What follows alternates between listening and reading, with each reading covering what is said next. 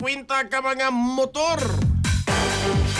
I-impound sulod sa duha ka adlaw nga operasyon sa LTO. Batok sa mga naggamit o modified nga mga mufflers o mga tambutso.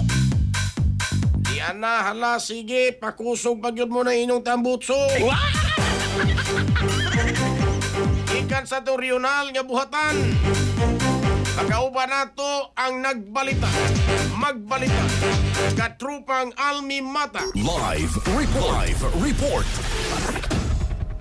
Yes, may kabat sa 50 ka mga sakinan ang impound sa Land Transportation Office Region 7 na sulod sa duha ka adlaw nga operasyon batok sa illegal muffler sa Cebu City ug Mandawi City.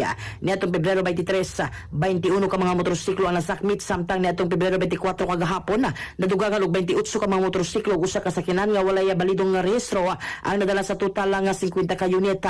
Ang operasyon gihimo subay sa memorandum number 2026-25 nga gipirma ni LTO Chief Assistant Secretary Marcos Lacanilawa ug nakabase sa Section 34 sa Republic Act number 4136 o Department Order 2010-32 nga nagdili sa muffler modification ang makalapas sa pagamultaon og dili moubos 5,000 pesos. I-impound ang sakyanan og obligahon sa pag-ili sa dili compliant nga exhaust system. Matod ni LTO 7 OIC Director Francisco Ranches Jr. magpada ng operasyon aron masiguro ang kaluwasan sa publiko.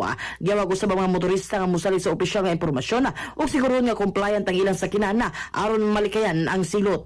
Mga katropa, alang sa pagbahimsog sa palawas, imong Santhona Plus Gold alang sa naghiusang Pilipino para sa Pilipinas.